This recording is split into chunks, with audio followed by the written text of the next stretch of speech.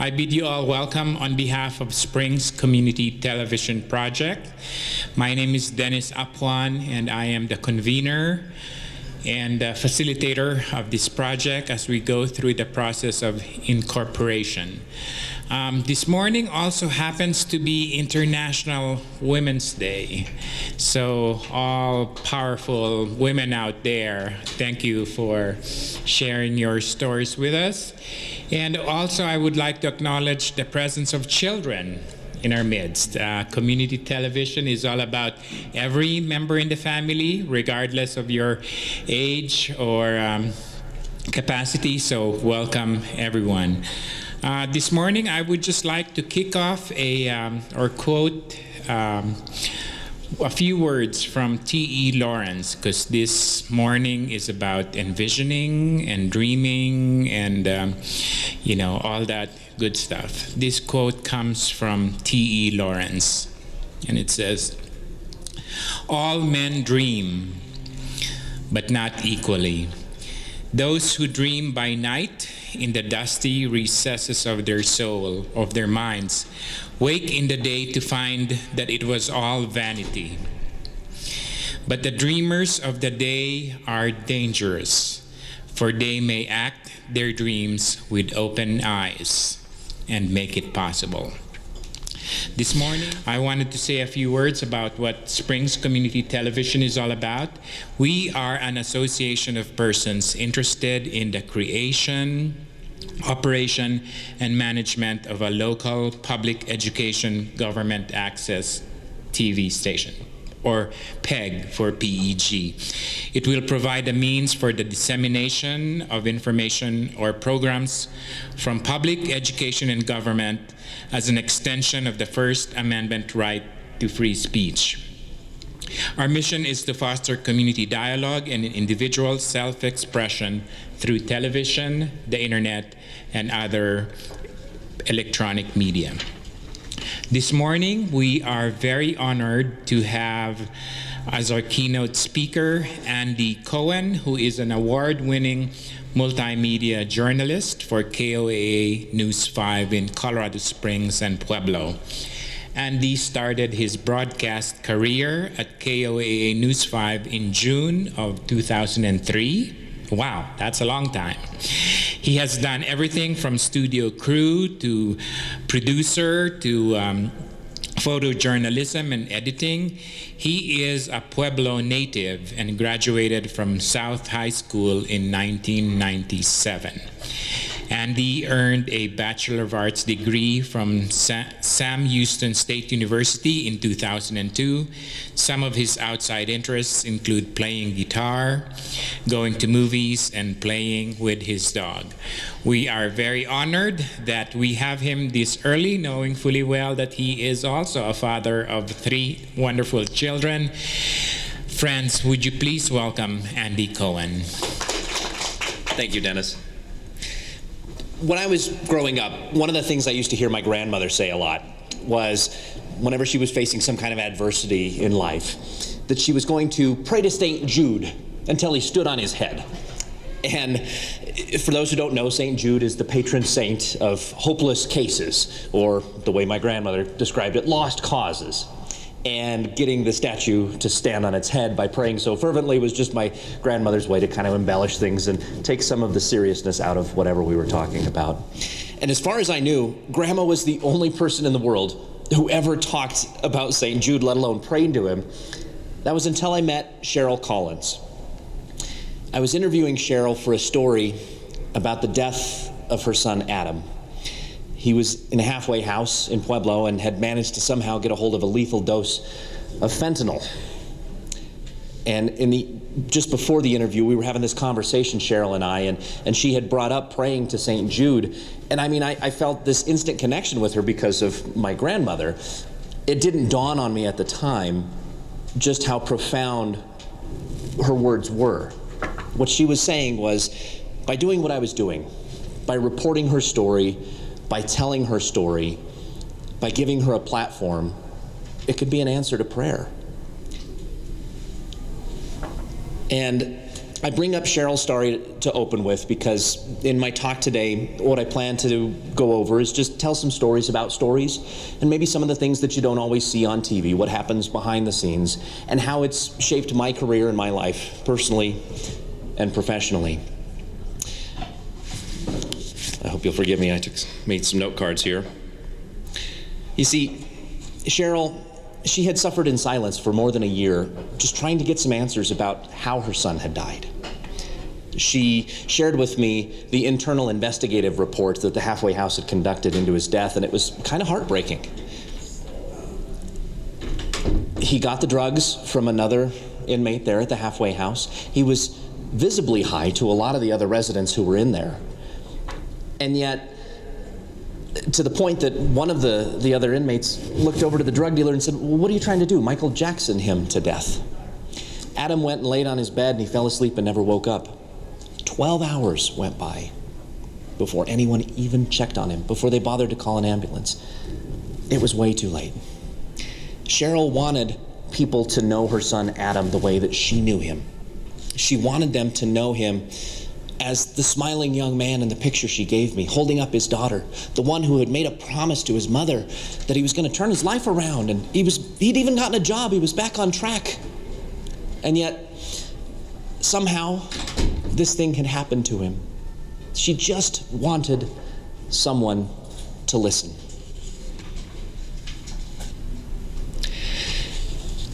There's a part of the Society of Professional Journalists Code of Ethics that's always been very memorable in my mind. And the saying goes that reporters, journalists, are to give a voice to the voiceless. And that's always just stood out in my mind, probably because it has a nice little ring to it, but I see it as an obligation for reporters. In fact, the first part of that says that reporters are to be vigilant and courageously hold accountable those with power and give voice to the voiceless. What the reporters are saying is, don't be a lapdog for those with the money, in power, and in government and in business. But the way I interpret giving voice to the voiceless is, it's a responsibility of ours to listen to people like Cheryl, to give them a voice. Someone else who felt like they didn't have much of a voice. Well, we'll get to that in a minute. Let me back up just a minute. I want to tell you a little bit about why Cheryl's story is so important to me personally. That is the moment in my career when I became an investigative reporter. And you need a little context here. As Dennis had kind of alluded to, I got my foot in the door right out of college at the absolute bottom rung at the television station there. I was part of the studio crew. It's a part-time job. It pays minimum wage, and thanks to the morning show being on from 5 a.m. until 7 a.m., now 4:30 a.m. to 7 a.m., it's some really odd hours. So I did things like gather up the scripts for the news anchors, I ran the teleprompter, I set the studio cameras, and I even cleaned up some donkey poop. Sorry about everybody eating breakfast here this morning, but it's a true story. Somebody thought it might be a great idea to promote the Cripple Creek Donkey Derby Days by bringing a live donkey onto the set and to be interviewed by our weatherman. And the animal did what animals are going to do, and as they say, the show must go on. So I managed to climb, though, from donkey poop cleaner-upper to overnight producer, which was a great gig. It was finally, even though it was graveyards, a full-time job with benefits. I became a cameraman, going out and reporting stories with other reporters. Then I was this, what we call now a multimedia journalist, but everybody calls a one-man band, where you shoot and report your own story. And then I became a full-blown reporter. I even reached the point when we launched a Saturday and Sunday morning show of becoming an anchor. I was that person now who had somebody else bringing scripts to me and running the teleprompter for me. And I did that for about a year, and I got demoted. I was pretty heartbroken by it. Management said it was something about wanting to go in a different direction, not necessarily liking the energy level that me and my co-worker had. She was really high energy, I was really low energy. I remember feeling hurt and kind of confused about that. My co-worker took it really hard. I mean, she ended up leaving the news business altogether. I wasn't ready to quit, though. I felt lost. I felt like I didn't know what I was going to do. And about a year after that had happened is when I met Cheryl. And see, I didn't go into interviewing Cheryl thinking I was going to become this investigative reporter. That was kind of a surprise to me. What had happened was I actually got assigned to go cover a story about another halfway house in Pueblo that had closed unexpectedly. The staff went around with a bunch of trash bags and handed them to all the folks that were in there and said, pack up your stuff, you guys got to go. And I was kind of like, okay, well, why? Something feels fishy about this. And so I recorded an interview with the owner of the facility, and he told me, you know, Andy, I didn't want to renew my contract with the state, so we're letting these guys go to other facilities. But my assignment manager had been telling me, you know, we've been doing stories about guys who've been escaping from there. We had one of them on the news because he had committed some pretty bad crimes. So I looked for the police reports. I found out about these inmates from the halfway house that were leaving the campus, and instead of looking for jobs, they were actually breaking into people's homes and then coming back at night. I found some state audits. Inspectors had gone through and looked at this facility, and they basically gave him a failing grade. And when we mentioned that in the newscast, of course, this man had called me up and said, he got really mad and said, I want to do another story. Okay, great. So I put him on again, and I said, what do you want to know? And he said, people need to know that those state auditors were embellishing. Well, I found other state audits because of that. I said, okay, well, what's going on with the other places in town? And sure enough, they all had failing grades. And I had put that story on the air. In fact, I went and talked to the director of this facility where Cheryl's son was, not knowing Cheryl at the time. And he had told me, well, see, that was before I became the director, and now we're turning it around, and things are going to go really well. Within a year after that story had aired, all 3 of the halfway houses were closed, and it's not because of anything I did telling their story. You see, if you get that failing audit from the state, you have to forfeit the money the state gives you in your contract for a full year if you want to continue operating, which kind of explains why that first halfway house director didn't want to continue with his state contract. But through that process, my manager saw something in me that I didn't see in myself yet, and that was they wanted me to become an investigative reporter. They sent me to a week-long conference in San Antonio that summer, and I was nervous about it. I thought investigative reporters were these kind of bulldog, bully people who, you know, really got after you all the time, and I didn't know if I could do that. I didn't know if I could be that guy. But when I got to the conference, I realized that investigative reporters, it's not like that. I mean, they taught me some skills. They taught me what it means to look into a person or a situation, how to look in public records, for example, for whatever information you're looking for. And there are really a bevy of public records when you start thinking about it. But they showed me how to start building that paper trail, giving some ideas about that. They also talked about how to build a people trail, how to make contact with people who were current and former employees, current and former members of a group, current and former people who ran for office, you know, whoever you wanted to find a current and former, and how those interviews can give you some context on whatever it is you happen to be investigating.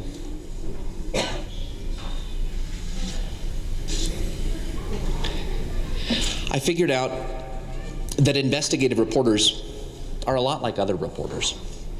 The only difference is their stories aren't coming from well-choreographed, you know, PR agencies that are handing it to you. More often than not, the stories involve a person who feels powerless, who feels voiceless. Melina Rayner was one of these people. Melina didn't think anyone would believe what had happened to her. I interviewed her during one of the worst times in her life. She had been in a car accident while on the job. She had hired an attorney to represent her in the workman's comp and the insurance cases. And he wasn't a very good attorney at all. He gave her some bad legal advice and told her that she should file medical liens against her debts. And it ended up being over $500,000 that she owed.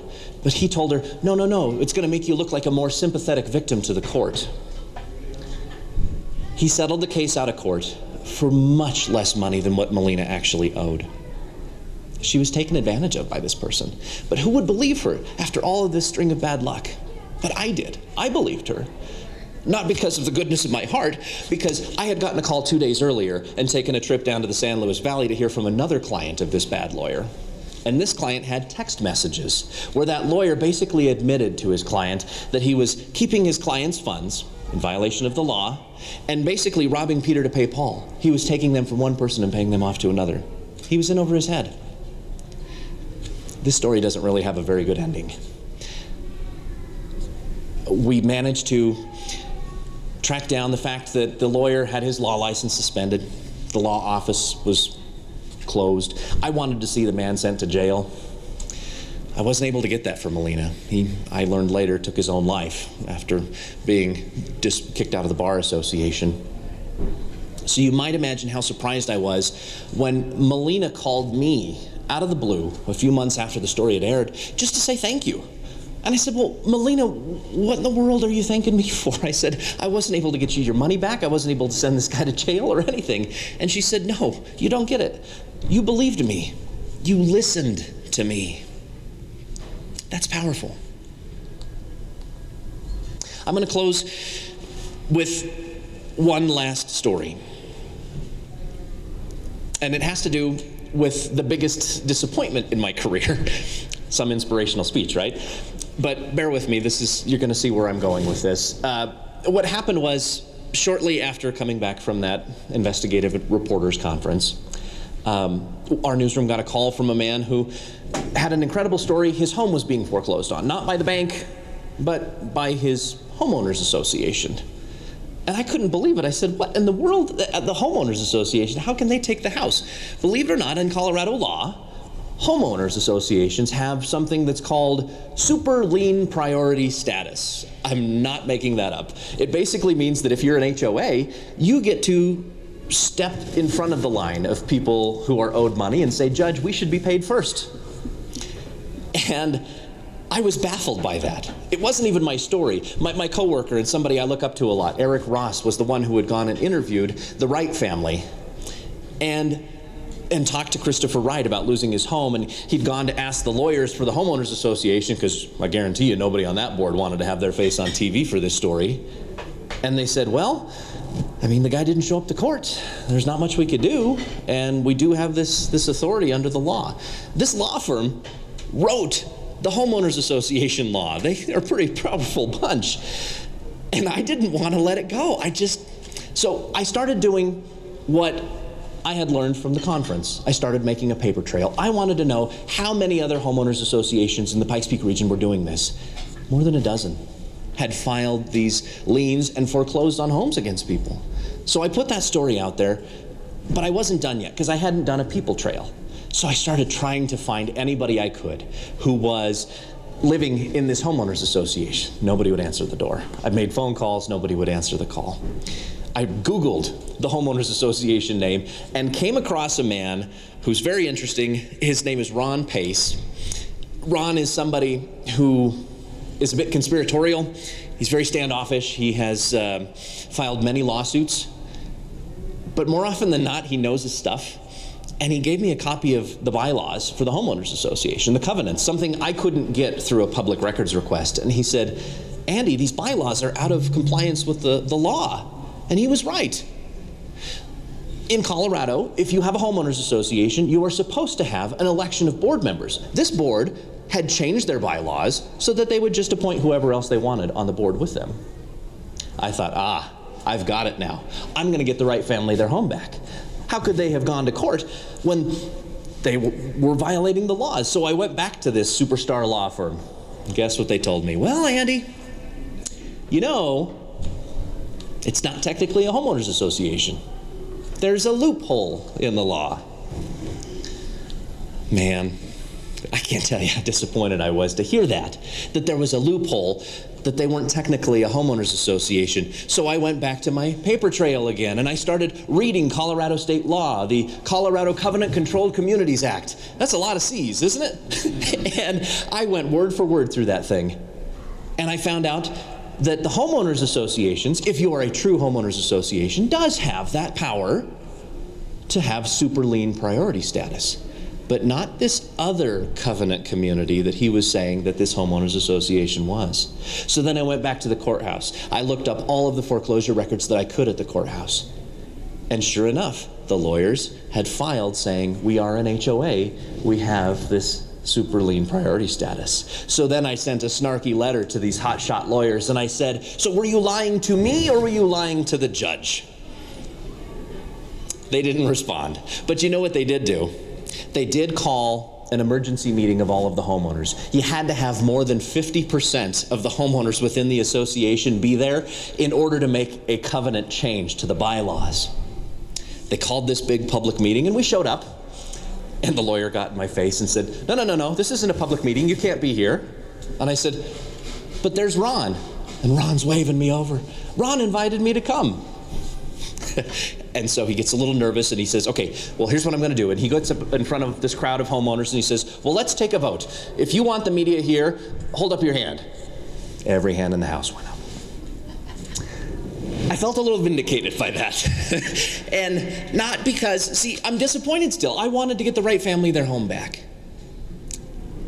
But instead of just stopping at this hard luck story of, boy, here's something that, really stinks for this guy, what I was able to do by applying some of this new training and sticking with it, finding that tenacity in myself that I didn't know existed, I was able to help a whole neighborhood to get out from underneath an illegal system, basically. Help them figure out that they could reform these covenants and help themselves.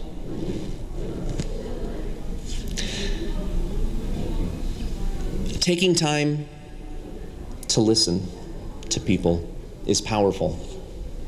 People who feel voiceless. People who feel like no one is going to believe them. People who are praying for answers. It's one of the reasons I'm so excited about what you're doing, Dennis. I really am. Because I'm one reporter at one TV station, telling one story at a time. Our newscast that day had other stories. You had the weather, you had the sports, you had everything else going on. What you're talking about doing is creating an entire television station from the ground up as a community resource, as that voice, as that asset for people to come and access and have their stories told. So I want to thank you all for coming today. Being here is supporting that dream. Being here is supporting that effort in the community. Thank you very much.